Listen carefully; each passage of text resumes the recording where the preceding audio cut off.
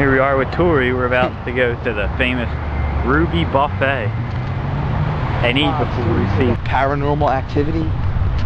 We're going to go see it after we grab a bite to eat, and we got our, if you can see, glasses.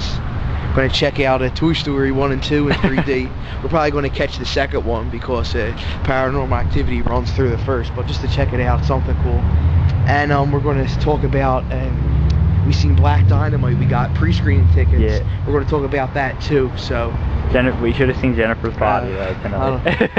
Jennifer's Body. Jennifer's Body. That's a master. I didn't see it yet. Personally effed me. I'll just say that. It's an underground masterpiece. You've never seen it. You've never seen it. It has the potential of being a masterpiece. You never seen it. I've seen it firsthand. It is bad on top of bad. The best. All right, this is when you know. Put it this way: the best thing of Jennifer's Body is Megan Fox's acting. Scene. That's all I'm talking. Nah, dude. I'm getting the poster when it comes out. I'm getting the DVD. No. Jennifer's Body. Looking at a picture. Oh, is that? No, I didn't take it. It's actually recorded. SAT brain food. It's the Colossal Beast. Did you ever see that movie? It's pretty funny. It's in black and white, but the last scene's in color. No. Yeah, it's so weird. It's from like the 50s. Thank you. Thank you. Oh. Fortunate Panda. Tori's doing something very disgusting. Frog leg.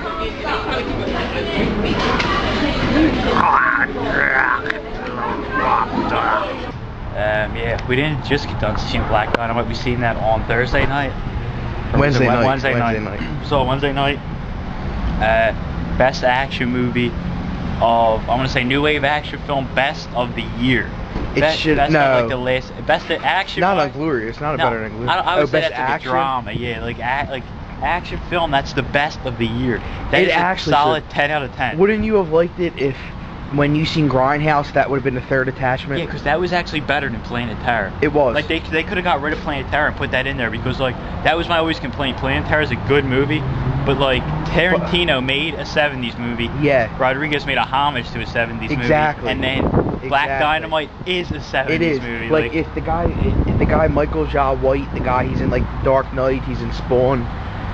He was there for the screening, him and the director. Hey, we met him. I'll put the pictures across this. We'll get to that in a little bit, but I mean, the movie. I mean, there really wasn't anything about it that was bad. I mean, it was really funny. But another thing with Grindhouse, why Grindhouse didn't do well, you have to be into that film, in the 70s movies, be like a cult lover. Like if you're into like Tarantino, Rodriguez, then you'll definitely love Black Dynamite.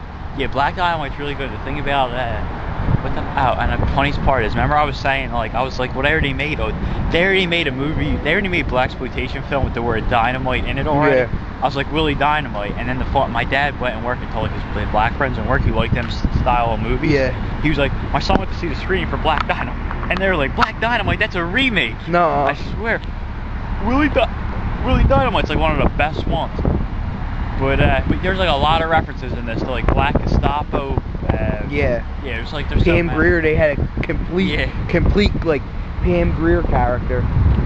And I mean, how many cameos were in there? At least 10. Yeah, there were so many. All that was missing was Fred Williamson and Shaft, basically. I'm actually happy that they didn't put them in there, because the guy made a good point.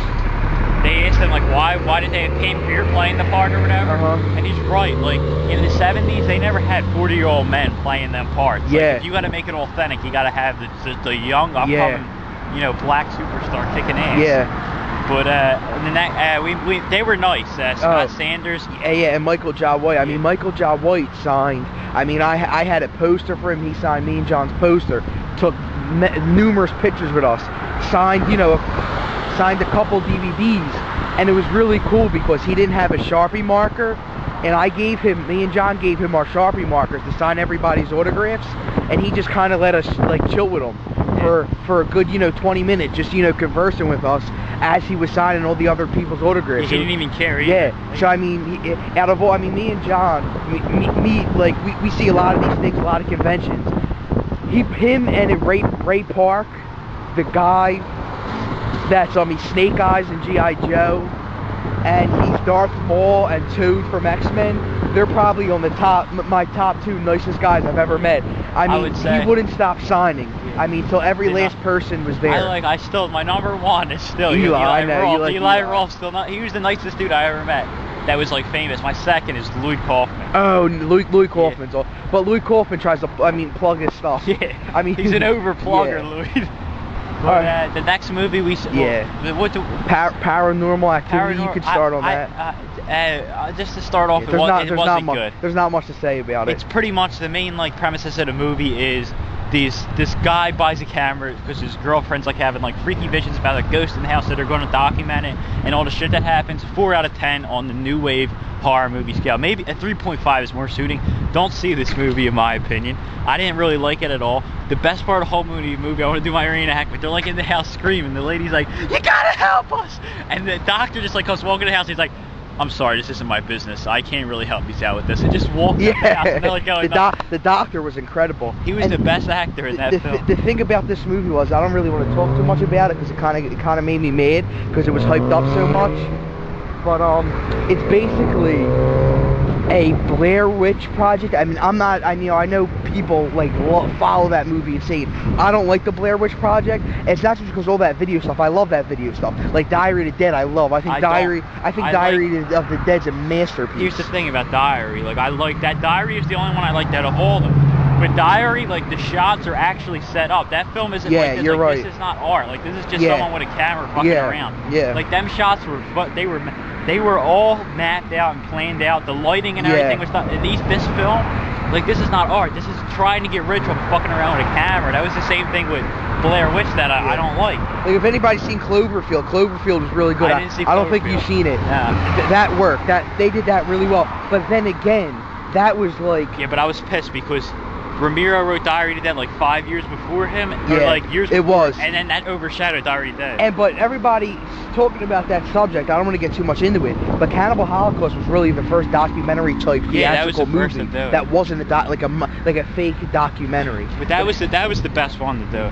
Yeah, but anyway, the bottom line, Paranormal Activity, I liked it a little more than John. I didn't like it. Don't take it out of context, but I thought it had 5 good scares. That's all it was 20 minutes of them talking, 10 minutes scare, and that repeated 4 times, and that was the movie. Then after that, we got to see, which was really cool. I mean, everybody, the Toy Story double features out. Check that out. We seen the second one. That actually looked really good. Oh yeah, the 3D was amazing. I mean, everybody loves Toy Story. Well, what would you say Paranormal Activity? What's it? Out of 10? On new wave horror scale. What do you mean by new wave horror? Post 90s? Yeah. No, we'll say 2000 till now. 2000 till now, I wouldn't even consider it a movie as being made. Because I mean, it didn't do anything for me. But I would say a 4. Because there was nothing. I mean, there was nothing about it except for the scares. I wouldn't say and it that. wasn't scary. It just was like it was. In the beginning, because it was so hyped, I'm waiting for something to happen. Yeah, by the middle, I was that's bored out of my mind with that. I almost fell asleep. What would you say the best? My favorite scene, I think, was when.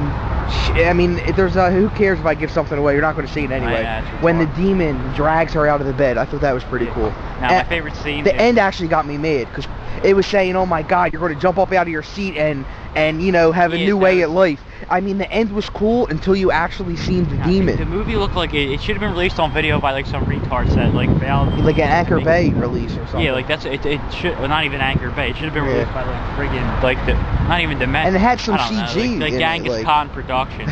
But I actually liked that one that they made with the clown. I can't remember the name of it, but there, I don't know. It was bad. I would not watch that movie. Yeah. I didn't really like it. It's just not my cup of tea. That ain't a film to me. And just before we cut this video, just want to say a couple weeks we're going to be at Chiller on Friday, October 30th. Yeah, Friday And we should be finishing up our movie. That should be on soon. And we're actually talking about, we don't want to reveal anything yet, but we're working on writing, a pretty lengthy, full movie script that we're hoping to shoot on a So, till next time.